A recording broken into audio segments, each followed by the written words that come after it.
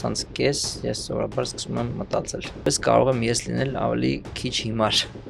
Որտեղ ես պահում քո երկրորդ ուղեղը եւ ինչ կա այդ ուղեղի ներսում։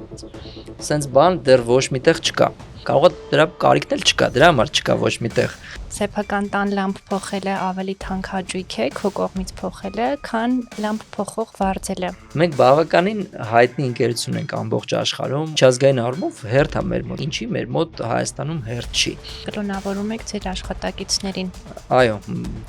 բայց իրենք կողմ են, իրենք դեմ չեն նրան։ Ու այդ նամակից հետո մի անգամից գրեթե շոն լեզու ունես գալիս եմ։ Ընդհանուր փոքր տարիքից առնչվում ես ինչ-որ բազմաթիվ խնդիրների, դառնում ես շատ ճկուն ու դիմացկուն։ Քեզ անդրադարձել են միջազգային տարբեր լրատվամիջոցներ, Forbes, Bloomberg, բայց դու հաստատ կարաս դառնալ 10 անգամ ավելի լավը, քան դու կաս։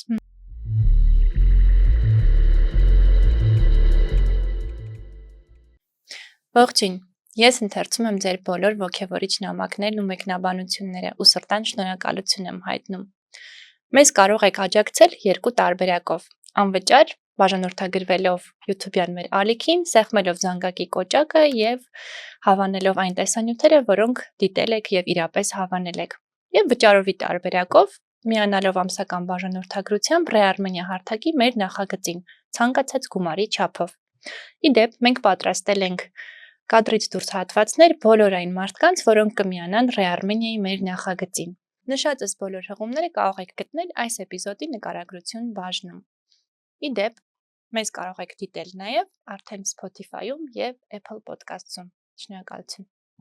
Այսօր իմ հյուրը The Crowdfunding ֆորմուլայի համահիմնադիր, գործարար Նարեկ Վարդանյանն է։ Նարեկ, ողջույն։ Ողջույն։ Ոնց ես։ Շատ լավ։ Ինչ ես անում սովորաբար առավոտյան 10:30-ին եւ որտեղ ես լինում։ Սովորաբար լինում եմ աշխատավայրում, մեկ-մեկ լինում եմ նաև ջիմում։ Այդ երբ որ ուշանում եմ մի քիչ, բայց սովորաբար աշխատում եմ վերջացրել եմ արդեն ջիմը ու աշխատավայրում լինեմ ու 10-ից կես ես սովորաբար սկսում եմ մտածել։ Իսկ երեկոյան 10:30-ին Էլի նույն բանը։ ջիմը մտածել։ Չէ, ջիմ չէ, մենակ մտածել։ Հենց ուզում էի դրանից խոսեինք, որտեվ հիշում եմ, որ առավոտյան ժամերը դու միշտ պահում էիր մտածելու ժամ որպես ու ոչ մի հանդիպում, զանգեր չէիր նշանակում։ Այնց հետաքրքիր է, ինչ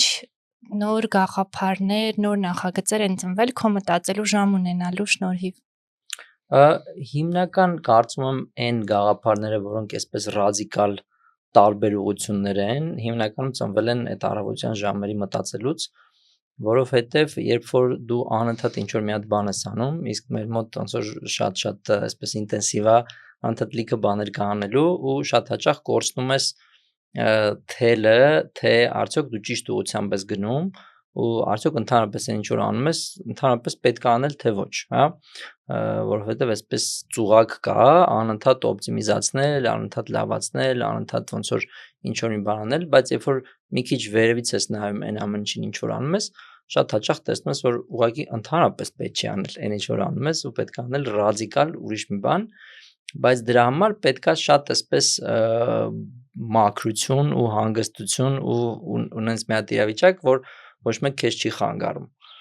Իսկ իմ մոտ ասենք օրինակ, չգիտեմ, 12-ից սկսած անընդհատ սկսում են հանդիպումներ, նույնիսկ եթե դու ընդմիջում ես ունենում այդ ընթացքում, չես կարողանում շատ արագ վերականգնվել ու կարողանալ շատ այսպես մտածել, այսպես clear thinking ունենալ։ Լավ, իսկ մտածելու քո արարողակարգը ո՞նց է տեղի ունենում։ Ինչ հատուկ տեխնիկաներ ունես կենտրոնանալու, կտրվելու։ Շատ ես սիրում եմ նոթեր վերցնել ու շատ սիրում եմ մտքերը խմբավորել, այսինքն այտենց ուղղակի հիպոթետիկ sense մտածելու process չի, այլ ավելի նախ բոլոր մտքերը թղթին կամ էլեկտրոնային ինչ-որ միջոցների հանձնելու, հետո դրանք սեգմենտավորելու, հետո փորձելու ռիսկերը գնահատելու, հետո փորձելու հասկանալ արդյոք կան այսպիսի բաներ, որոնք ես չեմ նկատում։ Իմ փորձից ելնելով շատ են եղել դեպքերը, երբ որ ես այսպես համոզված եմ եղել, որ մենք շատ լավ բան ենք անում, շատ ճիշտ ուղղությամբ ենք եւ այլն, ու մենք է տեսել ենք մեր մրցակիցներից մեկը կամ մի հատ այլ ընկերություն ռադիկալ տարբեր ինչ-որ մի հատ լուծում առաջարկե ու շատ հաջողակ ա եղել։ Ու դասը ոնց որ իմ մոտ էն ա եղել, որ ոնց որ անընդհատ ես ինձ այդ հարցը տալիս եմ, արդյոք կա ինչ-որ մի բան, որ ես չեմ նկատում հենց հիմա։ Ու մենակ այդ հարցերը, որ դու քեզ տալիս ես, քո ուղեղը դնում են այնպեսի մի հատ իրավիճակում, որտեղ դու այդ րոպեին կարող ես պատասխանը չունենաս, բայց ինքը քեզ պատասխան կտա ժամանակի ընթացքում, հա։ Այնպես որ կարևոր է իրականում ճիշտ հարցեր տալ քեզ, ու ես ունեմ այսպեսի հարցերի մի կոլեկցիա, ու դրանցով փորձում եմ անցնել ու փորձում եմ այսպես ավելի սիստեմավորված իրականացնել այդ արարողակարգը։ Իսկ հարցերից կկիսվես հիմնական քեզ օգնող հարցերով։ Հա, օրինակ լավ հարցերից մեկը, որ անընդհատ ոնց որ ես մտածում եմ, դա այդ լծակն է, արդյոք ինչ կարող եմ ես հիմա անել, որը այսպես լծակ կարա հանդիսանա ու շատ ավելի մեծ թափով մեծ կարա տանի առաջ, թիմին տանի առաջ, քան ինքը ստացվում է, հա, ու որոնք են կետերը, որոնք որ քիչ այսպես էներգիա ծախսելու դեպքում կունենան անհամաչափ ավելի մեծ արդյունք։ Ու երբ որ դու սկսում ես այս մոդելով մտածել, ոնց որ գտնում ես ինչ որ տեղեր, որ եթե ես ունենամ, օրինակ, չգիտեմ, ինչ որ մի հատ թիմակից էս ինչ ուղղության վրա, ինքը ինձնից կխնայի շատ մեծ ժամանակ, բայց միևնույն ժամանակ այս շատ կարևոր ուղղություն է, որը որ առաջ կգնա ու ամբողջ ընկերությանը կարա առաջ տանել, հա, ու այդ ժամանակ քո ամբողջ գործը լինում է այդ թիմակցին գտնելը, ոչ թե անել այն ինչ որ դու անում ես այդ րոպեին։ Իր փոխարեն Իր փոխարեն, հա։ Լավ հարցեր ցեն, որ ես նաև սիրում եմ, օրինակ, նրանց ես այդքան շատ չեմ մտածում մրցակիցների մասին, բայց օրինակ եթե ես լինեի մրցակիցների փոխարեն, ես ինչից կօգտվեի, այ որոնք են մեր թույլ կետերը, որ ես դրանց վրա ոնց որ առաջի հերթին այսպես կֆիքսվեի, որպեսզի հաղթեի մեզ ու ավելի արագ շարժվեի առաջ, ու դա օգնում է քեզ նաև էլի հասկանալու, որ այ դուք ստե ունեք ինչ որ թույլ կետեր ու գնալ առաջ, հա։ Ու նաև մի հատ հարց կա, որ ես շատ եմ սիրում, այդ հարցը այսպես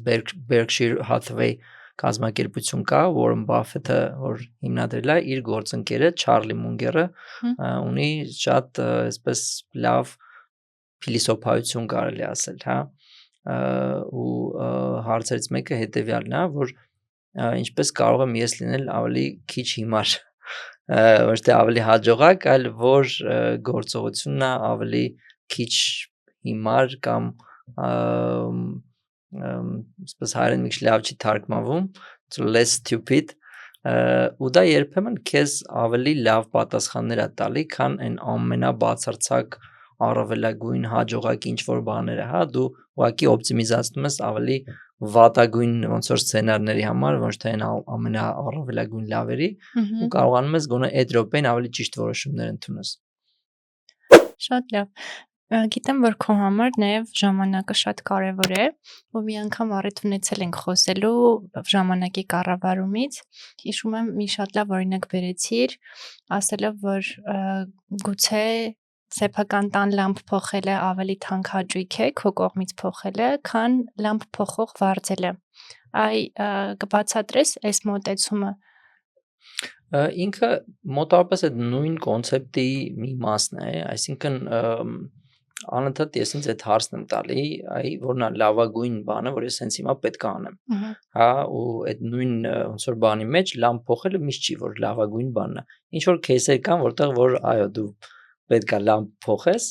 բայց հիմնականում տենց չի լինում, որ լամպերը մնում է ցավոք սրտի, կամ ինչ որ ուրիշ ձև է փոխվում, բայց դրա փոխարեն այդ այլընտրանքային ծախսը, հա, այդ opportunity cost իրականում շատ մեծ է։ Եթե դու այդ ժամանակահատվածը կարաս ծախսես ինչ որ անհամաչափ միտեղ առաջ ընկնելու վրա, ավելի լավ է դու նույնիսկ թեկուզ ուղակի մտածելու համար, հա,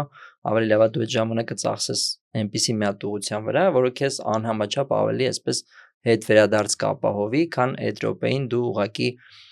հատկապես այն քո լավագույն ժամանակի մասին է խոսքը, հա, իսկ լավագույն ժամանակը այն է, երբ որ դու նոր ես արթնացել, քո էներգիայի այսպես պիկն է, քո ոգևորության, քո ամենալավ այսպես շրջանն է, որտեղ ուզենք թե չուզենք, մեր մոտ նվազում է տեղի ունենում, էլի մենք չենք լինում այսպես մեր պիկին 12 ժամ, հա, իսկ հատկապես այդ ժամանակը պետք է օգտագործել այդ լավագույն ամենամեծ ոնց որ նախագծերի վրա, ամենամեծ մտքերի վրա, ամենամեծ խնդիրների վրա ու այդ ժամանակներում ես նույնիսկ աշխատում եմ հանդիպումներ քիչ անցկացնեմ, աշխատում եմ, չգիտեմ, այսպես առօրյա ընթացիկ գործերով քիչ զբաղվեմ ու դրանք ավելի տանեմ օրվա երկրորդ կես լամ փոխելը կարա ասենք օրինակ լինի, չգիտեմ, երեկոյան ինչ որ մի բան, որտեղ դու ուղեղային մենթալ էներգիա չես ծախսում Ու նույնիսկ հաճելի է լամպ փոխելը նույնիսկ հաճելի է, հա, իրականում, ասենք այդ րոպեին ինչ որ մի բան իրականացնել, բայց շատ կարևոր է դա երբ իրականացնես, էլի։ Շատ լավ, բայց ինձ հետաքրքիր է արդյոք միշտ լինում է այդ բալանսը պահել, որովհետև անկախ մեր կամքից շատ հաճախ կենցաղը այսպես գալիս առանց հարցնելու մտնում է ու լինում են խնդիրներ լուծելու, որ քո ոսկի ժամերին են, չգիտեմ, ու շատ կարևոր է մեկ ուրիշի համար կամ մեկ այլ բանի համար քո ներկայությունը այդտեղ, որը քո դեպքում այդքան էլ կարևոր չէ։ Այդտեղ որտեղ ես գտնում բալանսը կամ ինչ լուծում ես տալիս։ Հա, ցավոք չի ստացվում միշտ, իհարկե ես շատ ցենց իդեալական աշխարհում կլներ, եթե այս ամեն ինչը որպես շատ լավ աշխատեր, բայց պետքա ձգտել իդեալական աշխարհին։ Ես կարող ասեմ, որ եթե դու ձգտում ես, գոնե մեծամասամբ ստացվում է ինչ որ բաներ, հա, ասենք թեկուզ 60-70%-ով ստացվում է, դա արդեն շատ մեծ հաղթանակ է։ Ու մենակ այն փաստը, որ դու ուղղակի սկսես մտածել այդ ամեն ինչի մասին, որ քո ժամանակը դա ամենակարևոր ակտիվն է, որ դու ունես, ու հատկապես այդ ժամանակի մեջ էլ ինչ որ մի ժամանակ կա, որ ամենակարևորն է, ու ինչի վրա ծախսել այդ ժամանակը, որպեսզի դու ունենաս առավելագույն ազդեցություն քո վրա, քո շրջապատի վրա, քո ընտանիքի վրա, քո երկրի վրա, հա, ու նաև ամբողջ աշխարհի վրա ինչ որտեղ նույնիսկ այդ հարց, եթե քո ուղեղում տենց անընդհատ պտտվում է, ինքը քեզ ճիշտ լուծումներ է առաջարկում։ Իսկ չի որ լինում է ինչ որ դեպքեր, իմ հետ էլ է լինում կենցաղային լիքը հարցեր, երբեմն գնում ես, ինչ որ հերթ ես կանգնում, ինչ որ ընկնում ես ինչ որ բաների մեջ, բայց երբ որ այդ հարցը քո մոտ բաց կա, քեզ ինքը օգնում է ընթացքում ճիշտ կողմնորոշվել։ Ու նաև քո ազդեցության աճի հետ մեկտեղ վստահ եմ, որ գալիս են նաև շատ զանգեր, առաջարկներ, մտքեր, կարիքներ մարդկանց կողմից, որոնք լցնում են եւ քո նամակները եւ հեռախոսի զանգերը չեն դադարում, այս ամեն ինչի հետ ոնց ես կարողանում լինել կազմակերպված, ունենալով էլի մի անգամ առիթ ունեցանք խոսելու հարյուրավոր չպատասխանած նամակներ, մեյլեր, որոնք շատ-շատերը չեն կարողանում հաղթահարել ու այդ ամեն ինչը չփակված թաբերի պես իրենց հետ ամեն օր տանում են։ Մի օր պետքա փակել այդ թափը։ Ես հիշում եմ ժամանակին իմ մոտ էլ կար այսպես մի հատ բան ու հենց բարձ իմաստով թափ էր։ Այս թափերը այսպես բացվում էին ու ինչ որ մի կետի հասել էին արդեն որ չէր զգացվում այդ թափերի քանակը այնքան այսպես մանրացել էր ու ուղղակի մի օր ես այդ թափերը փակեցի տենց ամբողջությամբ ու ես հիշում եմ ես շատ լավ եմ զգում այդ օրը որովհետև ես մտածի որ եթե ինչ որ մի շատ կարևոր մի բան կա ու ես չեմ հիշում դրա մասին, նշանակում է ինքը երևի այդքան էլ կարևոր չի սովորաբար, էլի հիմնականում տենց է լինում։ Բայց ավելի հստակ պատասխանելով քո հարցին, իրականում ուղղակի գալիս է կարևորությունից, հա, այսինքն ես ներողություն եմ խնդրում շատ մարդկանցից, ովքեր լինում է ինձ նամակներ են գրում, զանգում են, բայց ես կարող եմ չպատասխանեմ այդ ժամանակ, նամակին կարող եմ շատ ուշ պատասխանեմ ուղղակի ես այդ րոպեին ես ինքս եմ որոշում, ասենք իմ ժամանակը ոնց տնօրինեմ ու երևի ավելի կարևոր բան եմ անում։ Իմ տեսանկյունից ավելի կարևոր, հա, իհարկե ինչ որ մեկի համար այդ զանգն ավելի կարևոր, բայց իմ տեսանկյունից ավելի կարևոր բան կա երևի այդ րոպեին ու ես փորձում եմ, որ ես ինքս տնօրինեմ այդ ժամանակը ու այդ կարևոր մենթալ մոդել է, որ ես խորհուրդ եմ տալիս բոլորին իրականում։ Ու ես իդեպ քո խորհրդով այդ օգտագործել եմ ու շատ տարբեր բաներ եմ փակել, միանշանակ արդյունավետությունս աճել է ու հասկացա, որ հակառակ դեպքում դու դառնում ես անընդհատ սպասարկող կամայական պահի, կամայական մարդու ցանկության նամակին պատասխանելուն, այնինչ դու ունես առաջնահերթություններ, անելիքներ եւ այլն, դրանք միշտ մնում են։ Մի քիչ ոնց որ բան կա, դու ինչքանով ես ուզում դու ինքդ քո գործերը առաջ տանես ու ուրիշների գործերը առաջ տանես, հա։ Իհարկե նայել է պետք, բայց առաջնահերթությունը միշտ պետքա տաս, ասենք քո տեսլականին, քո ոնց որ ռազմավարությանը, քո մտքերին, քո անելիքներին ու ինչ որ ժամանակներ հաստատ կգտնես կազմակերպելու դեպքում մյուսներն էլ առաջ տանելու համար, էլի։ Շատ լավ։ Կուզեմ խոսենք նաև երկրորդ ուղեղի գաղափարի մասին, որտեղ ես պահում քո երկրորդ ուղեղը եւ ինչ կա այդ ուղեղի ներսում։ Ըմ, Հա, ես իմիջիալոց, երբ որ մենք խոսում ենք այդ երկրորդ ուղեղից հետո, ինձ թվում է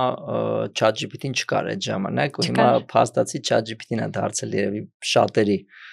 երկրորդ ուղեղը, բայց մինչև ChatGPT-ն էլ ես շատ սիրում էի, հիմա էլ իհարկե, երբ որ քո ուղեղը շատ չես ծանրաբեռնում շատ այսպես ինֆորմացիայով ու փորձում ես ցանկացած բան նոթեր վերցնել, խմբագրել, ինչ որ միտեղ գրել ու հետո դրանց վերադառնալ, երբ որ այդ ժամանակը կա, հա։ Ու այդ բավականին օգնել է, երբ որ դա դարձավ իմ մոտ սովորություն, ու դա եկավ այն հասկացողությունից ու գիտակցումից, որ ես իմ հիշողությունը անսահմանափակ չի։ Ու երբ որ մենք մի բանի մասին զրուցում ենք, եթե դա կարևոր բան է, ես դա կարող եմ մոռանամ։ Ու այդ րոպեին ինձ այդ իմ պատասխանատվության զգացումը միանգամից ասում եմ, ուրեմն գրի առ հենց հիմա, ու ես հարմար առիթով դա ինչ որ միտեղ նշում եմ։ Ու տարբեր ոնց որ գործիքներ կան դրանց համար, հա, ասենք սկսած սովորական note taker-ներից մինչև շատ ավելի այսպես advanced գործիքներ, որոնք այդքան կարևոր չեն իրականում, կարևորը այդ process-ը։ Ու այդ process-ը թույլ է տալիս քեզ ունենալ քո երկրորդ ուղեղը, այսինքն ինչ որ մի հատ տեղ, որտեղ տարբեր ինֆորմացիաներ կան, քո հանդիպումների, քո մտքերի, քո ուղակի մոտեցումների մասին եւ այլն, ու նույնիսկ դու կարող ես հստակ օրեր նշել, թե երբ ես դու ուզում հետ վերադառնալ այս մտքին։ Ու դա քո ուղեղը շատ այսպես հանգիստ է պահում, հա։ Եթե ես ինչ որ խնդիր ունեմ լուծելու, ես կարող եմ այդ խնդիրը հենց հիմա լուծել, բայց դες հենց հիմա չլուծեցի այդ խնդիրը, իմ ուղեղը անընդհատ ոնց որ այսպես հետևում, անընդհատ աշխատում է ու քեզ չի թողում դու ինչ որ մի բանի մասին մտածես, չէ, կարող նույնիսկ չքնես գիշերները լավ, կարող է անընդհատ ոնց որ կենտրոնանաս, չկարողանաս կենտրոնանալ, խորանաս ինչ որ թեմաների մեջ եւ այլն։ Իսկ եթե դու քո մեջ ֆիքսես, որ դու այս խնդրին անդրադառնալու ես շաբաթ օրը, դա ինչ որ չափով էլի խնդրի լուծում է։ Դու մինչև շաբաթ օրը շատ ոնց որ հանգիստ ես լինելու, որտեղ անընդհատ դու գիտես, որ դու այս խնդիրը լուծելու ես շաբաթ օրը։ Իսկ եթե դու դա քո մոտ չունես արդեն այդ deadline-ը, դու շաբաթ էլ, երկու շաբթի էլ, երեք շաբթի էլ անընդհատ ոնց որ սկսում ես այդ համ խնդիրը լուծել կամ չլուծել, հա։ Ու այդ ժամանակ այս մարդու ուղեղը շատ լավ է աշխատում, երբ որ ինքը տեսնում է շատ հստակություն ու էլ քեզ չի անհանգստացնում այդ խնդրի լուծման համար մտածելով, էլի։ Միանշանակ օգնում է, բայց դրա հակառակ կողմնակի էֆեկտն էլ եմ նկատել, որ անընդհատ պատվիրակելով այդ note taker-ներին շատ հաճախ դու կարծես իրոք ուղեղդ միտեղ դրած լինես ու մինչև չվերցնես նայես, չես հիշում ինչ ունես անելու կամ քեզ արդեն իսկ պայմանավորված բանից հարցնում են, դու չես էլ հիշում։ Այդ էլ իր վտանգներն ունի։ Միանշանակ, իհարկե ճիշտ բալանսն է այստեղ կարևոր, այսինքն պետքա պատվիրակես, բայց պետքա նաև ունենաս հստակ սովորություններ ու process-ներ այդ ամեն ինչին անդրադառնալու, լուծելու calendar-ում ինչ որ տեղեր նշես, որ դու դրանցով զբաղվելու ես անպայման, որտեվ եթե տենց այսպես ուղակի հանես կողմից, շատ լավ տեղ չի տանի։ Դե հա։ Կուզեմ նաև խոսենք համեստության ու հարստության հակադրության ու ընդհանրությունների մասին։ Տես քո աշխատանքային աճի կարիերայի ընթացքում առնվազն ինչքան քեզ գիտեմ, որևէ կերպարի փոփոխություն չեմ տեսնում ու միշտ դու քո թիմի տարբեր այլ մարդիկ ունեն այդ բնական համեստությունն ու բնական լինելը, ինչը ցավոք սրտի շատ այլ վայրերում, դաշտերում գործարարի կերպարը կամ հաջողության հասած որևէ այլ մարդու կերպարը փոխում է։ Քեզ անդրադարձել են միջազգային տարբեր լրատվամիջոցներ, Forbes, չգիտեմ, Bloomberg եւ այլն, բայց դրանք որևէ կերպ փոփոխության չեն ենթարկել քեզ որպես անձ։ Այ ինձ հետաքրքիր է, հա, դա քո էությունից է, թե ինչ որ մի բան կա, որ ամեն դեպքում օգնում ես պահել քեզ նույն կարգավիճակում առանց տրվելու այդ գայթակղիչ եսը բարձրացնելու բաներին։ Իմ համար ուղղակի դա գայթակղիչ չի, այդքան անկեղծ ասած, ու կարծում եմ, որ բոլորի մոտ կան այսպես հիմնական արժեքներ ու կան ինչ որ բաներ, որոնք պետք է անընդհատ լավացնել, հա, անընդհատ աշխատել դրանց վրա եւ այլն, դրա համար համեստությունը ինքը իրանով մի քիչ այսպես վերացական կարող է պատկերացում լինի ու ոչ ուղակի ձևի ըմբռնվի տարբեր մարդկանց մոտ, հա, միշտ չի, որ ոնց որ համեստությունը իր կլասիկ արտահայտմամբ լավ է, ասենց ասած, հա, օրինակ, չգիտեմ, դա համեստություն է համարվում թե չէ, բայց շատ տեղեր կան, որտեղ դու պետքա առաջինը լինես ինչ-որ մի բան առաջարկելուց, հա, պետքա կարողանաս, ասենք, ճիշտ ներկայացնել քեզ, պետքա կարողանաս նաև այսպես ճակերտավոր գլուխ գովալ մի քիչ ավանսով այն ամեն ինչի համար, ինչ որ դու կարող ես անել։ Եթե դու հայտնվում ես վերելակի մեջ, ասենք, չգիտեմ, Իլոն Մասկի հետ, չի եղել տես բան, բայց ինչ որ մարդու հետ ու դա քո 2 րոպե շանսն է, որ դու կարողանաս քեզ ներկայացնել, շատ կարևոր է, որ դու կարողանաս դա անել, հա, եթե այդ ժամանակ դու քեզ sense համեստ պահես, sense ասած, կարող է դու էլ ամբողջ կյանքում նման շանս չունենաս։ Ու կա նաև այսպես արժեքային համակարգ, որը որ ուղղակի մտնում է քո արժեքների մեջ, կարծում եմ, ու դա այն հատվածն է, որտեղ քեզ ուղղակի չեն հետաքրքրում այն ամեն ինչը, թե այսպես ճակերտավոր անհամեստությունը կամ եթե ինչ որ գործարաններ կամ ինչ որ մարդիկ կան, ինչ որ փոքր հաջողություններից իրենց գլուխը պտտվում է, այդ լավ չի։ Ես առաջ դա կապում էի խելացիության հետ, բայց հետո ունեցա կենդանի օրինակներ, որ շատ հաճախ այդպես տարբեր խոսույթներում ավելի շատ եսն է դոմինանտում, ես, քան, չգիտեմ, արեցինք կամ նախագիծը, էլի եսը առաջի պլան էր գալիս, ոչ թե արածը։ Մի հատ ասացված կա, որ մի քիչ դա կապում է ոնց որ չափի հետ, օրինակ բաժակի ամեն մարդ ոնց որ ինչ որ բաժակ լինի, ու ինչ որ մարդկանց մոտ ուղղակի ջուրը լցվում սկսում է թափել։ Իսկ ինչ որ մարդկանց մոտ դա մեծ է ու ոնց որ շատ տեղ կա, մեծ բաժակ կա։ Ինչ նոր նախագծեր ունեք ու այս պահին ինչով է զբաղված ու ծանրաբեռնված։ Դե ես այսպես ոչ շատ օրիգինալ գտնվելով ոնց որ շատերը շատ հետաքրքրված եմ արհեստական բանականությամբ ու համարում եմ, որ մենք ոնց որ շատ բացառիկ ժամանակներ ենք ապրում, ցավոք շատերը չեն գիտակցում այդ ամեն ինչը, բայց իրոք շատ բացառիկ ժամանակահատվածում ենք մենք ապրում, շատ հետաքրքիր փոփոխություններով, տրանսֆորմացիաներով ու այնպիսի խոշոր տրանսֆորմացիաներով, որոնց որ երևի մարդկությունը նույնիսկ շատերը համեմատում են, որ երբեք չի եղել, հա, նույնիսկ ինդուստրիալ ու գյուղատնտեսական հեղափոխությունից ավելի մեծ ոնց որ հեղափոխության մասն ենք մենք հիմա կազմում, ու շատ կարևոր է ուղղակի այսպես դիտորդի տեսքով դրան չնայել, ուղղակի չնայել ոնց է այդ գալիս, անցնում շատ ժամանակ քո կողքով, հա, ու լինել դրա մասնակիցը, ինքնակրթվել, հասկանալ ինչի մասն է խոսքը, կարողանալ ChatGPT-ից բացի ինչ որ գործիքներ օգտագործել, ինչ որ խնդիրներ լուծել, ու այդ առումով մենք շատ հավես բաներ ենք անում, մի կողմից փորձում ենք բավականին բարձրացնել թիմի էֆեկտիվությունը։ Գիտեմ, որ կլոնավորում եք ձեր աշխատակիցներին։ Այո, բայց իրենք կողմ են, իրենք դեմ չեն դրան։ Փորձում ենք այսպես էջենտներ ստեղծել, հա, փորձում ենք իրականացնել, ոչ միայն ավտոմատացնել, որովհետև շատ հաճախ մարդիկ AI-ի այսպես արտադրողականությունը պատկերացնում են ուղղակի ավտոմատացումների մեջ, բայց դա մի փուլ է ուղղակի, այսինքն ինչ որ մի ժամանակահատվածում դու կարող ես այն ինչ որ դու անում ես, մի մասը դելեգացնել AI-ին ու ինքը կանի դա քո փոխարեն։ Հաջորդ փուլը դա AI-ին տալ բաներ, որ դու երբեք չես էլ արել, ինչ որ պատճառներով կամ ժամանակ չես ունեցել, կամ կարող է գիտելիք չես ունեցել, բայց այդ մասը շատ ավելի հետաքրքիր է, որ սկսել անել ինչ որ մի բան, որ երբեք էլ չես արել, ոնց որ չես էլ պատկերացրել, որ դու կարող ես այդպես բաներ անես, ու այդ տալիս է սուպեր հնարավորություններ, հա,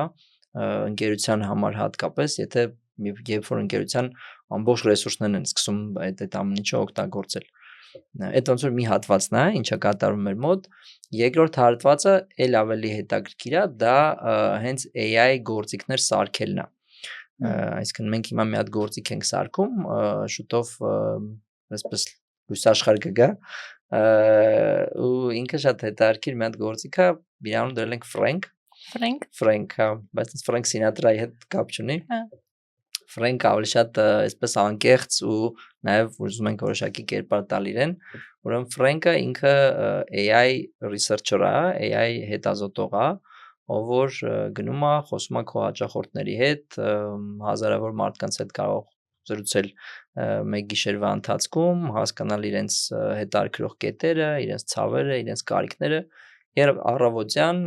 գործարարներին կամ մարքեթինգի բաժնի մասնագետներին կամ պրոդուկտի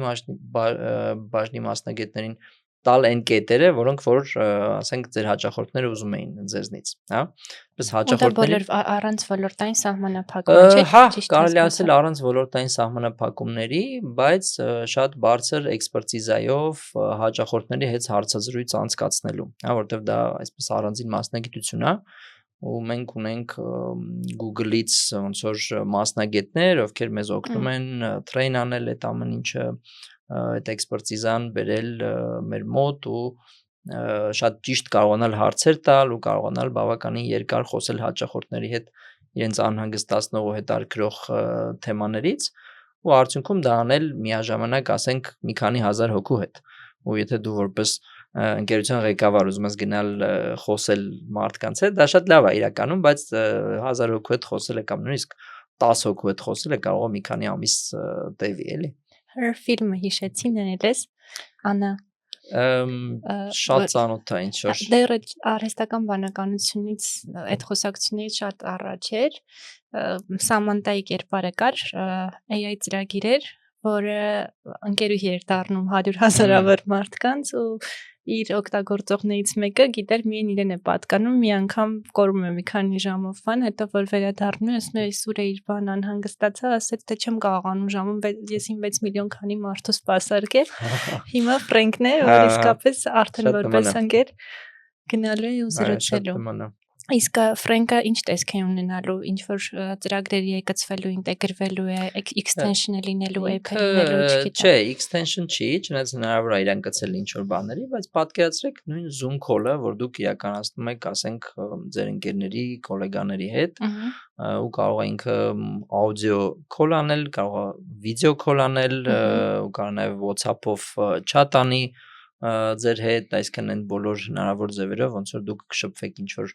մասնագետների կամ նույնիսկ ընկերների հետ, այդ բոլոր գործիքներին տիրապետելով, ուղղակի տենց հասկացա։ Իսկ աշխատակիցների կլոնավորման գործընթացը ոնց է իրականացվում։ Իհարկե դա փոխաբերական է, որտեղ այսպես շատ վախենալու է հնչում աշխատակիցներին կլոնավորելը։ Դա իրականում մի քանի փուլ ունի, հա, այսինքն առաջին փուլը դա այն փուլն է, որտեղ մենք փորձում ենք հասկանալ ինչ գործողություններ են իրականացնում թիմի անդամները, որոնք որ հնարավոր է AI-ին պատվիրակել, հա։ Հետո դրանից հետո փորձում ենք մի քիչ ավելի առաջ նայել, հասկանալ այ ինչ բաներ կան, որ այս թիմակիցը եթե ինքը ժամանակ ուներ, օրինակ, ինչ կաներ, հա։ Ոչ թե սահմանափակ լիներ ժամանակը, այլ փաստացի անսահմանափակ լիներ։ Ու փորձում ենք նման տվյալ աշխատակցի թիմակցի ոնց որ մոտեցումներով ու խնդիրներով այսպես ստեղծել ինչ որ էջենտներ, որոնք որ իրականացնում են արդեն բավականին կոմպլեքս գործողությունների շրջանակ ու փորձում են լավ ձևը դրա պատկերացնելու նա է, որ ցանկացած մարդ ինքը եթե առաջ այսպես միայնակ էր ինչ որ մի բան անում, հիմա ինքը էլ մենակ ինքը չի, ինքը արդեն 10 հոգանոց թիմ է առնվազն ու պատկերացրու ինչ որ դու ես անում ու ինչ որ դուք 10 հոգանոց թիմով կարող եք անել Lilith 1-ը, Lilith 2-ը, Lilith 3-ը, այդ բոլորը ոնց որ քո թիմն են։ Ու իրանք քեզ ոնց որ օգնում են ինչ-որ տարբեր հարցերում, ու այդպես եթե տենց ես մոտենում, ահագին հետաքրքիր է լինում։ Հետաքրքիր է։ Ես էլ հիմա թիմերում այդպես փորձարկում եմ, հենց կոնկրետ ագենտներ դեռ չունենք, բայց աշխատանքի առումով արդյունավետությունը միանշանակ ավելի բարձրացել է, մի հոգին մի քանի հոգի է դարձել։ Էլ ինչ կա TCF-ի ներքին խոհանոցում, մոտեցումներ, հետաքրքիր բաներ, որ անում եք ու գուցե դրանց մասին շատ չեք բարձրաձայնում, բայց մարդկանց հետաքրքիր ու օգտակար կլինեն։ Մի քանի բան կա, մեկը հետաքրքիր, մեկը օգտակար։ Հետաքրքիր մասերից նա է, որ բավականին ակտիվ զարգանում է մեր չինական մասնաճյուղը, Չինաստանի մասնաճյուղը, ու շատ ակտիվ ոնց որ աճում է, բավականին արդեն հայտնի ենք մենք Չինաստանի չինական շուկայում թիմը մեծացնում ենք, անընդհատ ինչ որ միջոցառումներ է տեղի ունենում, անընդհատ ոնց որ մեր թիմակիցները Հայաստանից այցելում են Չինաստան, ինչ որ միջոցառումների ու արդեն այնտեղ Շենժեն քաղաքում, որ այդ իրենց հիմնական կենտրոնական կարելի ասել հատվածն է տեխնոլոգիաների, TCF-ը բավականին մարդ կա արդեն ճանաչում է ու շատ մեծ ոնց որ ընկերություններ կան, որ ում հետ աշխատում ենք։ Դա շատ այսպես հետաքրքիր է ու շատ հավես է, անկեղծ ասած։ Օգտակար բաներից, որ մենք բավականին զարմացել էինք այս վերջերս, դա մեր ծրագրերից մեկն էր, որը շատ հաջող անցավ, կոչվում է Innovate Armenia, արդեն փակել ենք այդ ծրագրի, այսպես կարելի ասել, մի փուլը, բայց նաև այս տարի անպայման կանենք եւս մեկ բացում ու նաև ծրագրի արդյունքներից ողջորվելով համոզված եմ, որ դա կլինի շարունակական, հա։ Ուրեմն նախ միտքը եկավ որտեղից, տեսեք, մենք հիմա մի քիչ պետք է համեստություն չանեմ այստեղ, այդքան էլ համեստ չեմ փաստորեն։ Մենք բավականին հայտնի ընկերություն ենք ամբողջ աշխարհում ու շատերը մեզ գիտեն, հա, Չինաստանում, Ամերիկայում, Եվրոպայում, մենք ոնց որ շատ տեղեր համար առաջինն ենք ու շատ մարդկանց, այսպես սովորական մարդկանց, ուղղակի մենք օգնել ենք, որպեսզի իրանք իրենց նորարարությունները հանեն միջազգային շուկա ու ունենան շատ հաջողակ բիզնեսներ, հա։ Ու մեր մոտ միշտ շատ այսպես ցավալի կետ է եղել, այ ինչի մեր մոտ Հայաստանում հերթ չի։ Ինձ ոնց որ ինչի նորարարությունների էլի, ինչի մարդիկ ոնց որ չեն ուզում անընդհատ գան մեր հետ հանդիպեն, որովհետև միջազգային առումով հերթ է մեր մոտ, նույնիսկ մարդիկ շատ հեռու երկրներից գալիս են Հայաստան մեր հետ հանդիպելու համար, զուտ որ ուղղակի ինչ որ մի հատ բան քննարկեն, բայց Հայաստանից չեն գալիս։ Պարզվում է Հայաստանում չեն ճանաչում TCF-ը, թե չէ, ճանաչում են Հայաստանում ու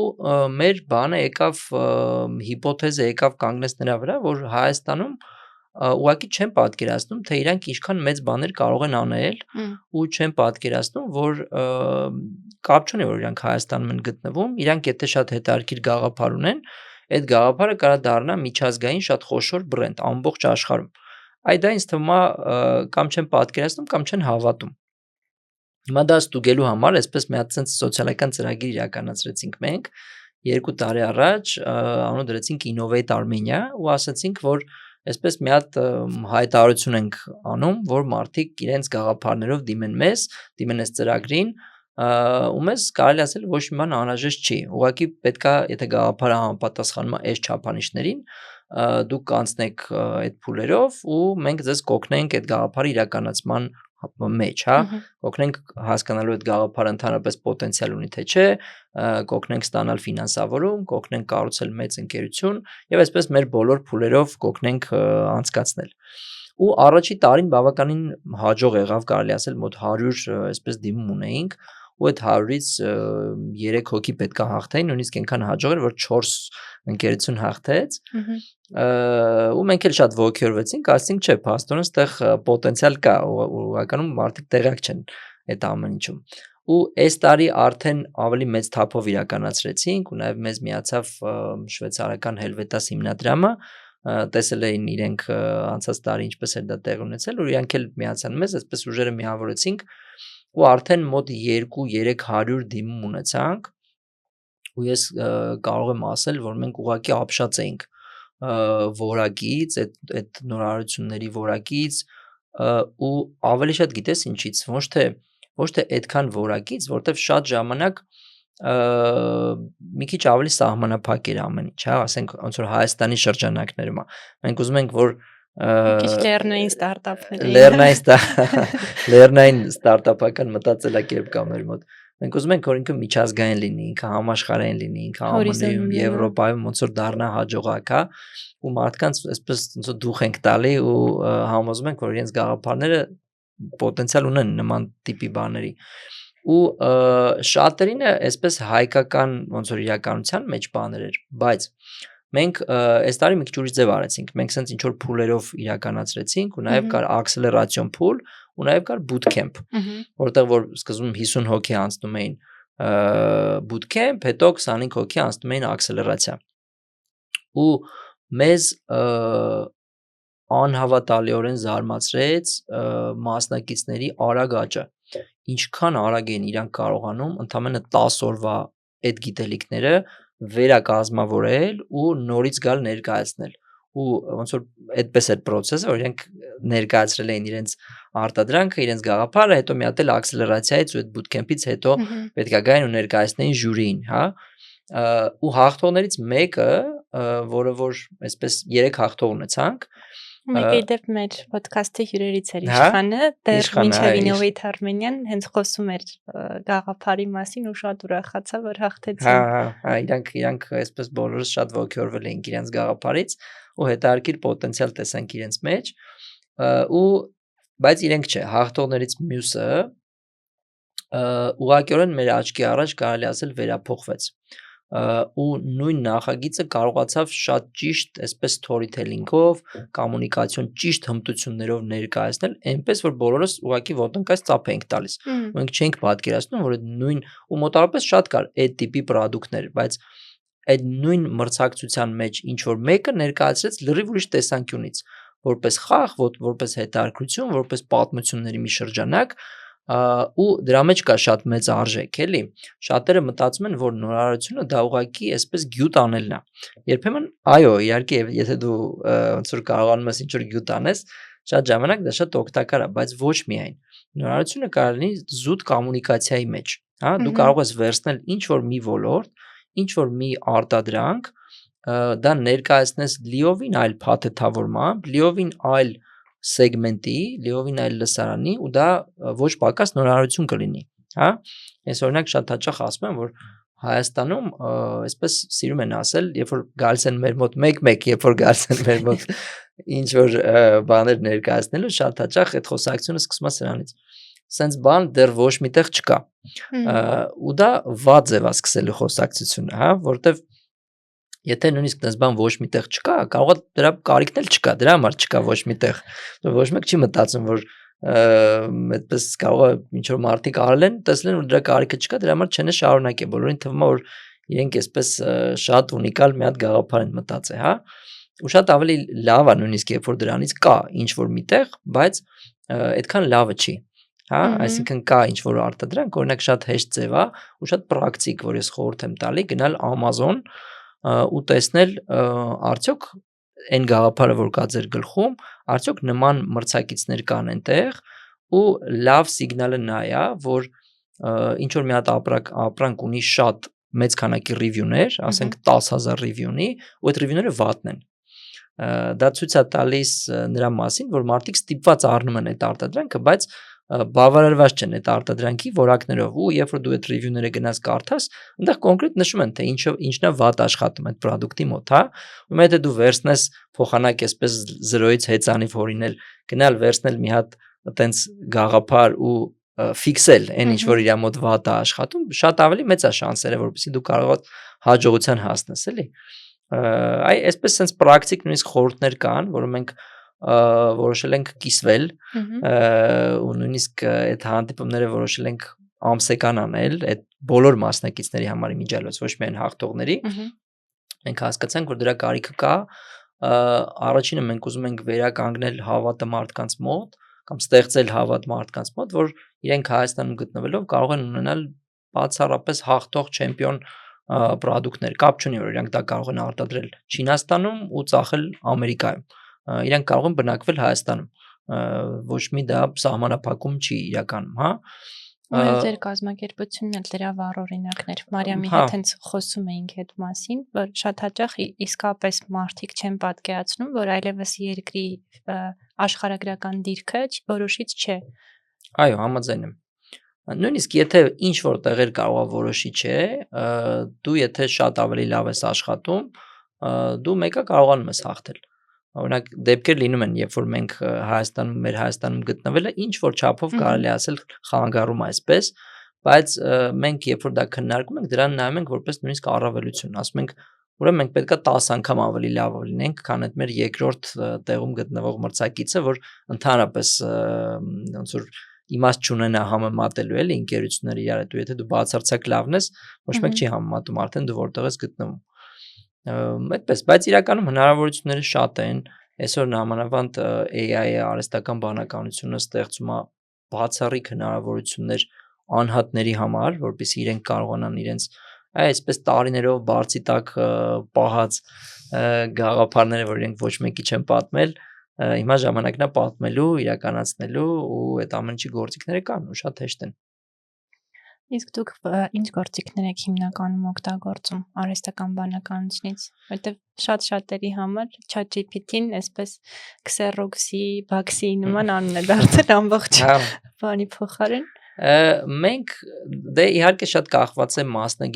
մասնագիտացումից, տվյալ թիմի, բայց այդ ունիվերսալ գործիքները, որ օգտագործում ենք, դա N8-ն է, N8N, այդ ավտոմատացումների գործիքն է, որը տենց բավականին մեծ ու advanced գիտելիքներ կա թիմում արդեն, Claude-ն է իհարկե, Claude Cowork, Claude Code,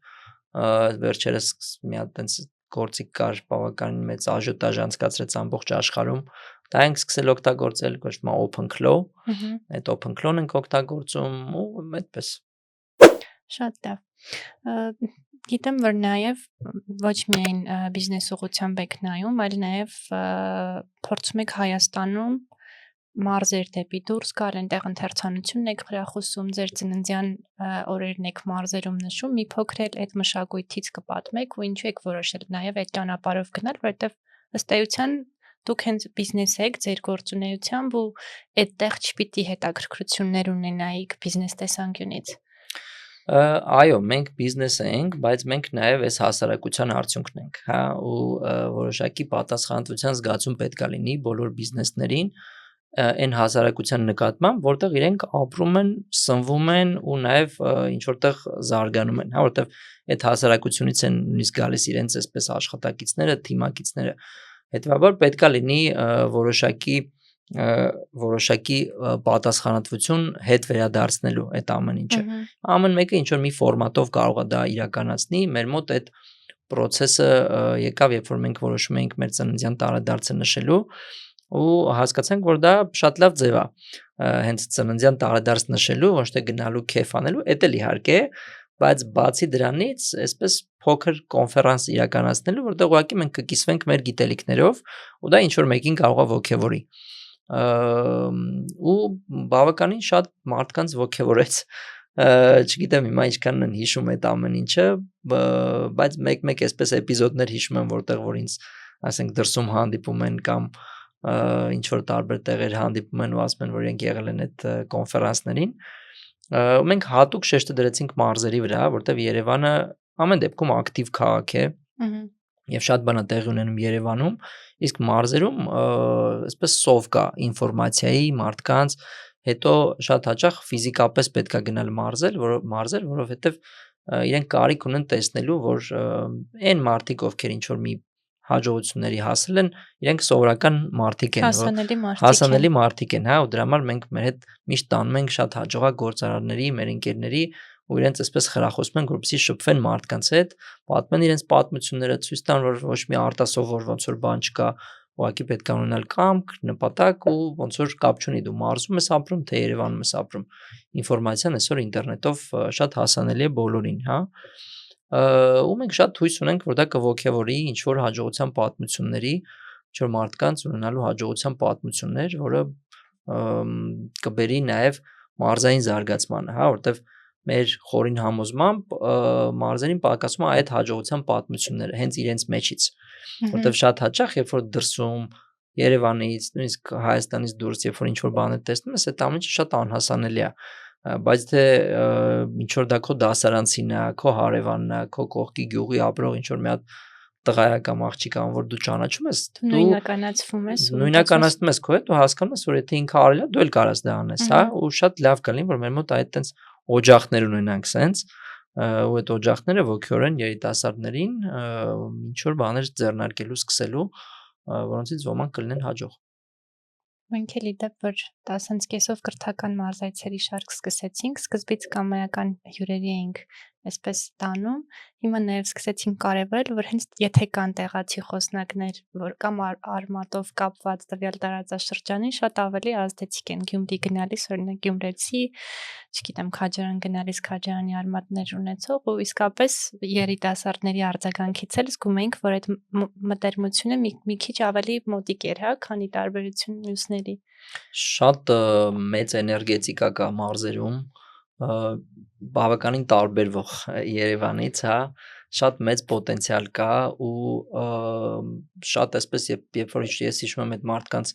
աչքերը, ինչքան ինտենսիվ են իրանք ոնց որ նոթեր վերցնում, ինչքան ոնց որ փորձում են կլանեին, ու ինչքան քիչ է տեղի ունենում նման բաները մարզերում, դու անկախ քեզնից ոնց որ սկսում ես պատասխանատու զգալ այդ ամեն ինչի վերաբերյալ, էլի, ու եթե տեսականորեն այսպես բոլոր ընկերությունները սկսեն ամեն մեկը իր մասով ինչ որ գիտելիքների հետ վերադարձ իրականացնի, հա, այսպես փոքր սեսիաներ, սենց ասենք, ու փոքր կրթական ոնց որ էքսպերիմենտներ իրականացնեն, ես կարծում եմ որ շատ մեծ պոտենցիալ ունեն մեր մարզային երիտասարդությունը, բնակիչները։ Հա, իսկապես։ Հենց 3 առաջ օրը մի գյուղ էինք գնացել, այնքան համ հուզիչ էր, համ այդ քո ասած պատասխանատվության զգացումով եմ հետ եկել, մինչև հիմա չգիտեմ ոնց վարվել էլի դրա հետ։ Երեխաներն էին մեզ հրավիրել, գյուղում աղջիկների ակումբ էին հիմնել, այդ ակումբն էլ շատ փոճուրիկ մի տարածք է, գիրք են կարդում։ Ուղղակի ինչ որ կանանց զարգացման ծրագրով է եղել, դիմել են, տղաներին հասանելիություն չկա, բայց դե խորհրդվեցինք, որ անպայման գյուղի տղաներին էլ ներգրավեն։ Հետաքրքիրը որն էր, որ այդ ամեն ինչը մի շենքում շենքն էլ այդպես չէ, հա, մի սենյակում էր կենտրոնացած երկու դռնով, ձախ կողմում հացատուն էր, որը քո սրահ էր համատեղությամբ, աջ կողմում փոքրիկ պատվալային մի սենյակ, որը դարձել էր գրադարան։ Ու այդ օրինակը, որ այդ երեխաները այդ փոքր ու ոչ հաճելի տարածքը մտածել էին վերափոխել գրքի ակումբի, արդեն ահագին մեծ նշան էր, որ իրենց եթե մի քիչ ոգևորես գործիքներ ու կապեր տաս, կկարողանան միանշանակ անել շատ ավելին, քան գուցե մեզնից շատերը, որոնց առաջ այսպես լիքը գործիքներ ու հնարավորություններ կան ու մեր աչքն էլ չի տեսնում։ Ես դրանում համոզված եմ ուղղակի, ու նույնիսկ այն կենցաղային պայմանները, խնդիրները ու այն ամեն ինչը ինչ որ մարդկանց վրա իհարկե վատ են անդրադառնում, բայց մարդկանց տեսակա ում դա կոփում են ավելի, հա։ Ու օրինակ այսպիսի թեզ կա, թե ինչու են սիլիկոնյան հովտի շատ տնօրեններ Հնդկաստանից։ Երբ որ նայում ենք այսօր, շատ մեծ թիվ է կազմում այդ Հնդկաստանի, հենց Հնդկաստանից եկած Ամերիկա մարդկանց, ովքեր որ դարձել են տնօրեններ այնպիսի ընկերությունների, ինչպիսիք են Google-ը, Microsoft-ը, այլ էլի շատ ոնց որ ընկերություններ, հա։ Ու այսպես մի հատ հետարքիր հոդված էի կարդում ես վերջերս, որ դա ոչ միայն ուղղակի պատահականություն է, այլ նաև գալիս է դա իրենց այսպես մանկությունից ու կենցաղում անընդհատ խնդիրներ լուծելու այդ կարողությունը ձևավորելուց, հա։ Երբ որ դու անընդհատ փոքր տարիքից առնչվում ես ինչ որ բազմաթիվ խնդիրների, դու դառնում ես շատ ճկուն ու դիմացկուն ինչ որ բաների նկատմամբ, որոնք որ ասենք օրինակ Ամերիկայի Միացյալ Նահանգներում կամ շատ ավելի հանգիստ կյանքով ապրողները դրանց չեն առնչվում։ Ու դա առավելություն է, ու երբ որ այդ հնարավորությունն է տրվում նման մոտեցմամբ, նման մտածելակերպ ունեցող մարդկանց մտնելու բիզնես աշխարհ, որտեղ որ դու պետք է շատ դիմացկուն լինես, իրանք գնում են ու հաղթում են այդ ուղղություններում, հենց որ ես դրանում եմ եւս մեկ բանով եմ համոզված, թե ինչի այդտեղ ոնց որ շատ պոտենցիալ կա, հենց խնդիրներից ելնելով, որտեղ այն մարդիկ, ովքեր այդ խնդիրները լուծում են, այո, իրանք սովորել են խնդիր լուծել, էլի, իսկ բիզնեսը դա հենց խնդիր լուծել է, ինքը ուրիշ ոչ մի բան չի։ Եթե դու կարողանում ես խնդիր լուծել, դա իրականում հենց այդ է, էլի։ Իմ մանկությունից մի օրինակ հիշեցի, Սյունիքում եմ մեծացել Սիսիանում, ու այնտեղ շատ թաղամասերում ասֆալտ չկար, մեր սապոգները հատուկ այդ ցեխերի համար հարմարեցված սապոգներ էին եւ այլն, ու ես հիշում եմ ամեն օր անցնում էի այսպես թռչկոտելով ու անընդհատ իմ ուղեղը աջ ձախ գնամ, թե աջ գնամ, հարցը լուծելու վրա էր։ Ու հետո երբ եկա Երևան երկար ժամանակ, արդեն այդ հարցը չկար, ուղղակի ուղիղ գնում էի, սկսեցի աջ ձախ խփվել, ուղղակի չնկատել մարդկանց բան, ու այդտեղ այդ լույսը վառվեց, որ մի վարքյան ես այնտեղ ավելի ուշադիր էի ու շատ բան էի նկատում, հիմա պարզապես անգամ կողքերս չեմ տեսնում, որովհետև խնդիր չկա լուծելու, ուղղակի հարմար գնում եմ։ Այո։ կա տենց բան ու հենց այդ ոնց որ մտածելակերպը, եթե դու ուրիշ տիպի խնդիրներ ես դնում նման մարդկանց առաջ, իրենք մեկ այդ խնդիրի լուծելու process-ն է իրենց մոտ դարձել սովորական, էլի։ Իսկ շատերը հենց այդ խնդիրներից են ոնց որ հիասթափվում ու դուրս մնում մրցավազքից։ Այո։ Գիտեմ նաև, որ ունես տարբեր ֆիլտրեր ու նաև քո ընկերներին ընտրում ես։ Այ կուզեմ մի քիչ այդ մոտեցումներից խոսել, որովհետև շատ հաճախ մենք հակառակը, հա, ընկերներին ձեռք ենք բերում ինչ որ փորձությունների, ճանապարհների արդյունքում, բայց քո դիրքորոշումը այստեղ մի քիչ տարբեր է։ Դու ընտրում ես ընկերների, ինչու ու ինչպես ես ընտրում։ Հա, շատ լավ հարց է, իհարկե, այսպես ընկերներ մի քիչ ճակերտավոր է այս կոնտեքստում, հա, որտեվ այն ընկերները, ովքեր որ բարձ իրական ու ամենաուղիղ իմաստով ընկերներ են, իրանք բնականաբար ձեռք ես բերում ու իրանք ոնց որ այսպես դառնում են քո արժեքների մի մասը, հա։ Խոսքը ինչին է վերաբերվում, մի քանի տարի առաջ ես էլի այդ 10-ից մտածելու ժամանակ, երբ որ ես մտածում էի, թե այ ինչը ես հիմա չեմ տեսնում, ես մի գիտակցություն եկավ իմ մոտ, որ ես շատ սահմանափակված եմ օպերացիոն կառավարումով ընկերության ու նաև շատ այսպես ոնց որ մենակ մեր խնդիրների շրջանակում եմ ինչ որ հարցեր նայում, հա, ու ես հասկացա, որ ինձ պետք է իմ շրջապատը մեծացնել։ Ու սկսեցի մտածել, ոնց կարելի է այդ շրջապատը մեծացնել, ես ոնց այս կուզեմ ունենամ օրինակ ընկերներ Microsoft-ում, Google-ում, Philips-ում, մեծ ընկերություններում, որտեղ որ աշխատում են, այ ոնց կարող եմ ես ոնց որ այդ շրջապատը ձեռք բերել, որովհետև հասկացա, որ իրենք շատ օգտակար կարող են լինել ինչ որ ուղղություններում նավիգացիայի համար, ուղղակի նույնիսկ այսպես հետարքիր կայացած մարդիկ են, հա, ովքեր որ կարող քեզ շատ դեպքերում ուղղակի լավ խնդիրներ տալ, որոնց դու կարող ես մտածել ու գաս լուծումների։ Ու ես սկսեցի ինչ որ բաներ փորձել, սկզբում նույնիսկ պատկերացրու մարդկանց գումար էինք առաջարկում, որ իրանք գան այսպես հեռախոսազանգերի ու որոշակի գումարի դիմաց մենք իրանք ինչ որ մի հատ թեմա ենք տալիս, հետո իրանք սկսում էին այդ թեմայով մեզ օգնել, ասել ոնց որ չգիտեմ, սենց արեք, սենց արեք եւ այլ եւ այլ։ Խորհրդատվության նման, հա, ոնց որ կոնսալտինգ էին անում։ Հետո ոնց որ այդ ամեն ինչը սկսեց վերափոխվել ինչ որ մի հատ ուրիշ մոդելի ու ես սկսեցի մտածել ավելի շատ, այ ես ոնց կարող եմ իրանց օգտակար լինել, որովհետև եթե խոսքը գնում է այսպես ընկերության մասին ճակերտավոր մի քիչ, մեկը պետք է այդ փոխադարձության զգացողությունը լինի, հա։ Եթե դու մենակ ուզես մարդկանցից, ոչ մեկ չի ուզում շփվել այն ընկերների հետ, ովքեր մենակ ուզում են ինչ որ բաներ, բայց իրենք նաև ինչ որ բաներ պետք է տան։ Ու ոնց որ այդ առումով բավականին լավ ստացվեց ու ես սկսեցի ուղակի գրել մարդկանց, զանգել, գրել այսպես աներեսությամբ շատ մեծ հաջողությունների հասած մարդկանց ամբողջ աշխարհում CEO-ների, C-level ոնց որ մասնագետների ու իրենց ուղակի կանչել քոլերի ու ասել, որ ես ուզում եմ ուղակի ձեր հետ ծանոթանամ ու ես նաև պատրաստ եմ ձեզ լիքը հարցերով օգնելու, այսինչ բաներով, մենք օրինակ այս մասում գիտելիքներ ունենք, ստեղ գիտելիքներ ունենք, ձեզ կարող ենք ուղակի բաներ տալ,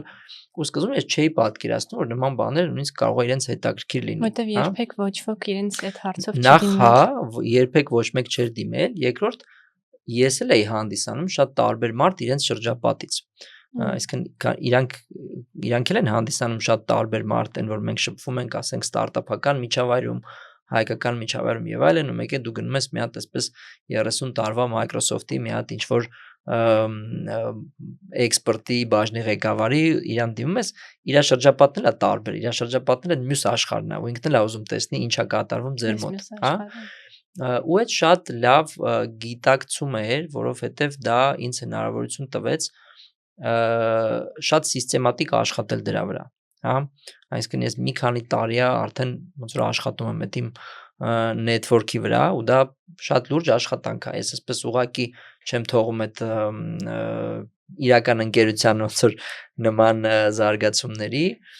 ես անընդհատ աշխատում եմ ինչ որ բանով օգտակար լինել, ես ոնց որ ստեղծում եմ ինչ որ նյուզլեթերներ, ուղարկում եմ ինչ որ հոդվածներ, ու ես կարող եմ ասել, որ մեր հաջողությունների մի հատ շատ զգալի տոկոս եկել է հենց դրանից, որ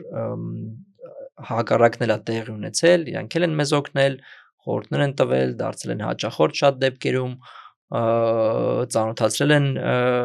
մարդկանց հետ, ու այսպես ես էլ խորհուրդ եմ տալիս բոլորին, որ էլի կապ չունի, էլի Հայաստանում գտնվելը, մարզերում գտնվելը, եթե դուք ձեր մտքին դնեք, դուք կարող եք ունենալ ընկերներ աշխարհի համարյա ցանկացած ընկերություններից, ցանկացած ոնց որ աստիճանի, հա, իհարկե բոլորը չեն ոնց որ շատ ուրախությամբ ու խանդավառությամբ արձագանքում դրան, բայց դա նորմալ է։ Դու պետք է հասկանաս, որ կա վիճակագրություն ու ասենք 1000 հոգու պետքա գրես, որ այդ 1000 հոգուց 10 հոգին ենթադրենք պատասխանի քեզ, եթե դու պատրաստ ես այդ 1000 հոգու գրելու, իմացի, որ այդ 10 հոգուն դու կգտնես, բայց այդ 10 հոգին այնպեսի արժեքավոր ոնց որ ակտիվ կարող են դառնալ քո համար, որ ուրիշ ուղղակի հնարավոր տարբերակ չլիներ ինչ որ հարցեր լուծելու։ Ու այդպես ես ոնց որ բոլորին խորհուրդ եմ տալիս, որպեսզի իրենց շրջապատը ընդլայնեն, բայց ոչ միակողմանի, փորձելով այս օգտակարության զգացողությունը շատ կարևոր է, որ մարդիկ իմանան, որ իրանք քեզանից էլ ինչ որ օգուտներ են ստանում, հաճույք են ստանում, դու իրենց հետաքրքիր ես, դու պատրաստվում ես զրույցներից առաջ, հա, իրենց տալիս ես ինչ որ հետաքրքիր գործիքներ, որ իրենք հետո կարող են իրենց առօրյայում օգտագործել, ու այդ ամեն ինչի արդյունքում նաև իրենք այնտեղ են, որտեղ քեզ պետք են ցանկացած ժամանակ։ Ես շատ ուրախ եմ, որ իմ մոտ այդ գիտակցումը եղավ, որտեվ բավականին բան է փոխվել համ իմ մոտ, համ մեր ընկերության ոնց որ առօրյայում, օրինակ մեր ընկերություններից մեկով Freelance-ով մենք այսօր աշխատում ենք աշխարհի ամենաթոփ ընկերությունների հետ, հա, ասենք Audi, Bosch, Ducati, ու մի զգալի կտոր է եկել է հենց այդ իմ շրջապատից, այդ մեր հաճախորդների, կամ հենց ուղակի իրանցից, կամ իրենց խորհուրդներից, որպեսզի իրենք խորհուրդ են տվել, որ իրենց ծանոթները օգտվեն մեր ծառայություններից։ Այո, շատ հետաքրքիր մոտեցում է, ինձ թվում է պիտի մարդիկ իսկապես չվախենան կամ չքաշվեն ինչ որ մեկին դիմելուց, որտեվ իսկապես այդ դիմելը շատ հաճախ բերում է իր բոլոր հնարավորությունները, ու նստել բախտին սպասելը մեծ հաշվով ոչ մի օգուտ չի տալիս, էլի այդ բախտը դու ես, այսպես ասած, հավանականությունը բարձրացնում, որ բախտդ բերի։ Միանշանակ այդպես է, ու մի հատ էլ այսպեսի ասացվածք հիշեցի, ասած ասույթ կամ որը դրա ավելի լավ է խոսույթ Warren Buffett-ից, ով ասում էր, որ եթե դու քո կոմունիկացիոն հմտությունները լավացնես, դու առնվազն 50% ավելի հաջողակ կլինես, ու դա իրոք այդպես է։ Հա, եթե դու մի քիչ ավելի լավ աշխատես քո այսպես հաղորդակցման հմտությունների վրա, թե գրավոր, թե բանավոր, հա, անկախ նրանից ինչով ես դու զբաղվում, հաջողության այդ շանսերը մեծանում են, որտեվ հիմնականում հաջողությունը գալիս է այլ մարդկանցից, այսպես sense իզոլացիայի մեջ չի տեղի ունենում այդ սա, հա, եթե դու կարողանում ես գնալ, ներկայացնել, հասկանալ իրենց ինչն է ուզում, ճիշտ անկյուններից ներկայացնել այն ինչ որ քեզ պետք է, այլ կերպ ասած լավ հաղորդակցման հմտություններ ունենալ, միանշանակ այդպես է, որ այսպես բաները մեծանում է, հավանականությունները մեծանում է, որ քեզ նկատում են, քեզ կանչում են ինչ որ տեղեր, քո հետ ուզում են աշխատեն, ու էդ էլ դա այնպիսի մի բան է, որ ինչ որ մարդկանց մոտ բնատուր է, հա, մենք բոլորս ունենք այդպիսի մարդիկ մեր շրջապատում, ովքեր շատ լավ այսպես խարիզմատիկ կոմունիկատորներ են, իրանք միշտ կանգնած են կենտրոնում, միշտ պատմում են ինչ որ հետաքրքիր պատմություններ, անեկդոտներ, եւ բոլորը իրանց այսպես լսում են, հա, ու ես կարող եմ ասել, որ դա սովորող հմտություն է, այսինքն դու կարող ես դա սովորել, կապ չունի, որ դու դա չունես, ու կարող է դու երբեք չդառնաս այն խարիզմատիկ, ասենք լիդերը, որ ինչ որ քո գլխում կա, բայց դու հաստատ կարաս դառնալ 10 անգամ ավելի լավը, քան դու կաս, հա, ու այնպես որ էդ էլ էլի խորհուրդ կտամ ես, որ բոլորը սկսեն շատ ուշադրություն դարձնել, անկախ նրանից ինչով ես դու զբաղվում, իմ կարծիքով, եթե դու լավ ես հաղորդակցվում,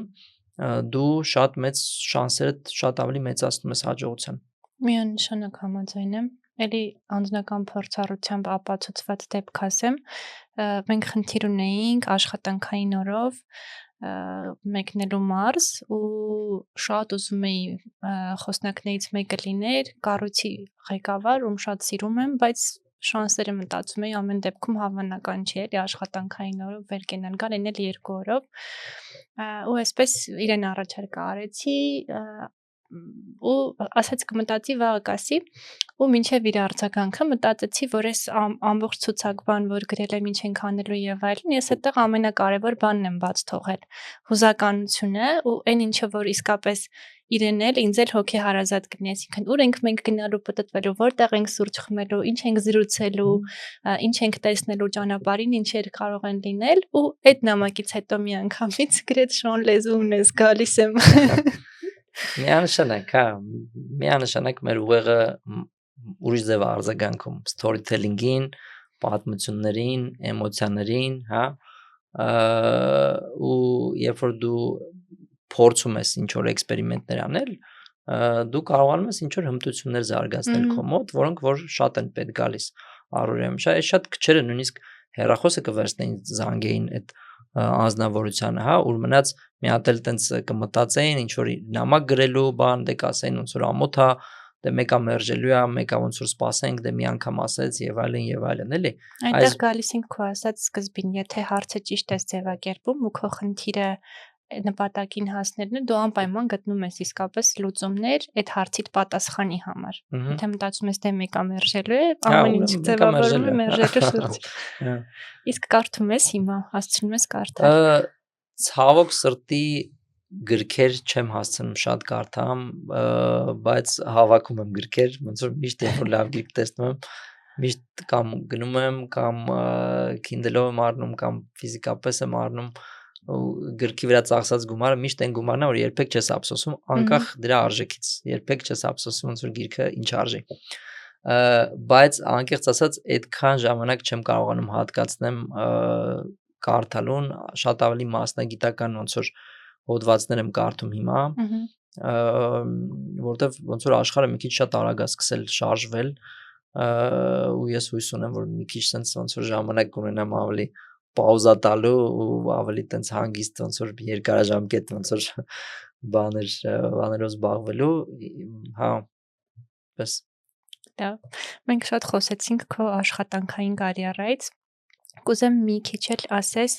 ինչպիսին է Նարեկը տանը, որպես ամուսին ու հայր, այդտեղ ինչ նշաձողեր ունես սահմանած։ Դե այդտեղ նշաձող չի իրականում, ինձ թվում է այդտեղ ամեն մեկը իր մոդելն է մտածում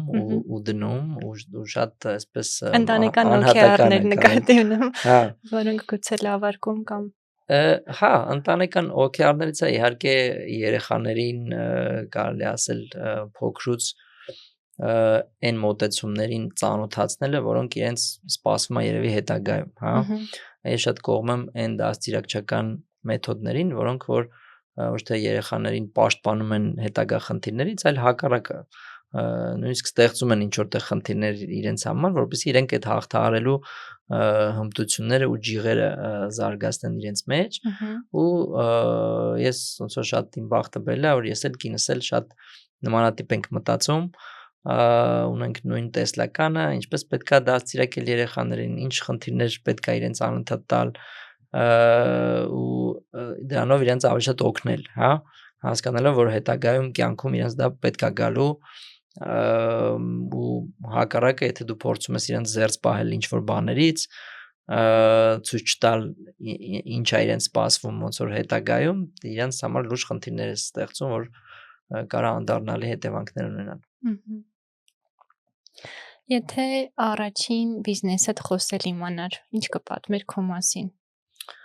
Կպատմեր, որ ես շատ վատ բիզնեսմեն եմ։ Որն է եղել, ինչն էր վատ։ Ամենավատը երևի այն էր, որ ինձ թվում էր, որ հնարավոր է անել շատ բաներ, շատ լավ, ու երբ որ ես այդ հնարավորությունը ունեի, ոնց որ մի անգամից սկսեցի շատ sense տարբեր բաներ իրականացնել, ու ինձ թվում էր, որ բոլորը հաջող են լինելու, ոչ մեկ հաջող չեղավ դրանցից, բոլորը fail եղան,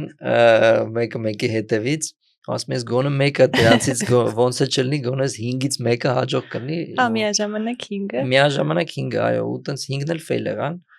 ու էլի լավագույն ոնց որ learning է, էլի այդտեղից այն ինչ որ սովորեցի, այն էր, որ այդ ֆոկուսը շատ կարևոր է։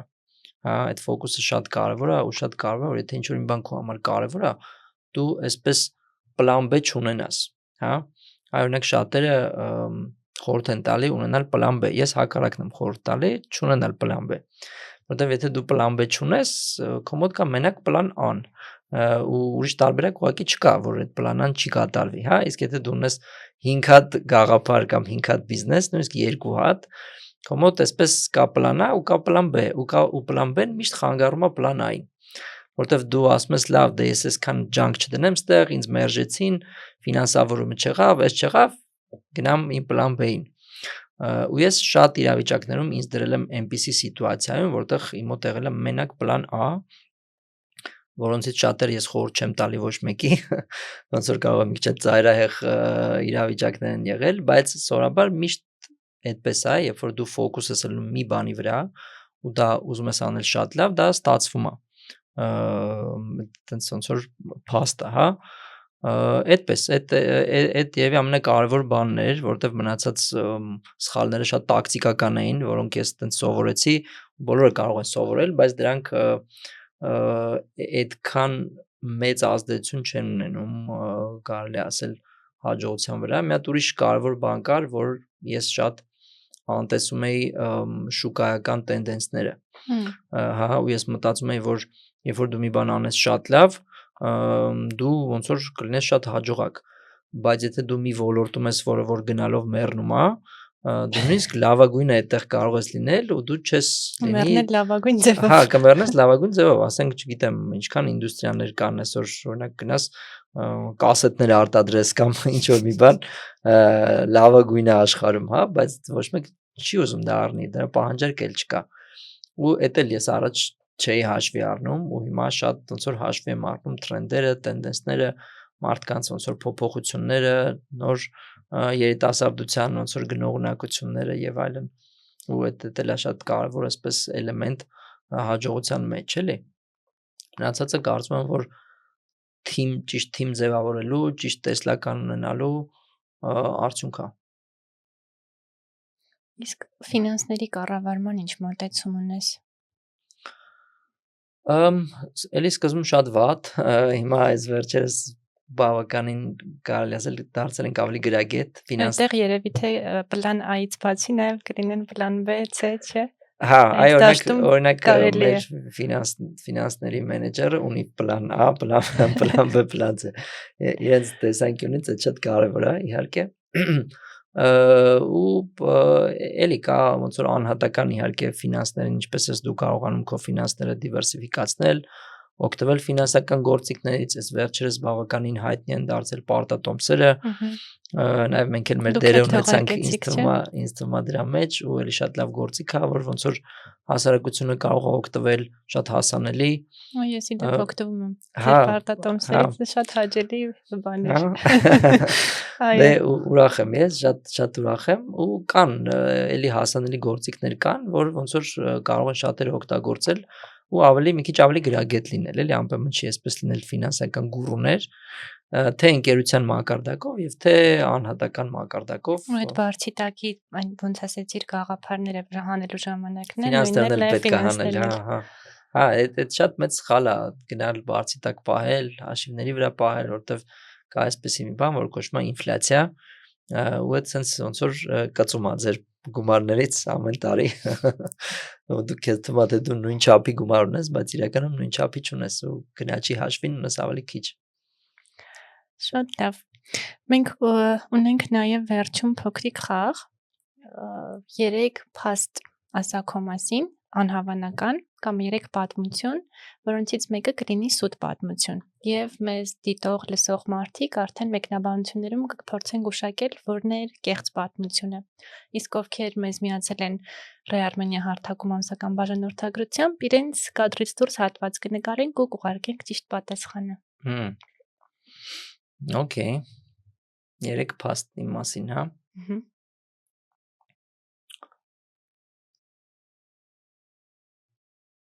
Երկուսը պետք է լինի սխալ, մեկը ճիշտ։ Չէ, մեկը սուտ, երկուսը ճիշտ։ Մեկը սուտ, երկուսը ճիշտ։ Անցած տարի ես ցատկել եմ պարաշուտով։ Հմ, Ես փոքր ժամանակ հանդիպել եմ արջի իրական անտառում ու ես շատ լավ դաշնամուր եմ նվագում։ Հարց կարելի է արջին հանդիպելուց հետո Արջը- ինչա տեղի ունեցել։ Ոնց տեսնում եք, ոնց որ ինչ Արջի չկա։ Շատ լավ։ Շնորհակալ եմ Նարեկ, իսկապես շատ հաճելի ու հետաքրքիր զրույց էր, կարծում եմ մարդկանց էլ օգտակար կլինի։ Ձեզ եմ շնորհակալ։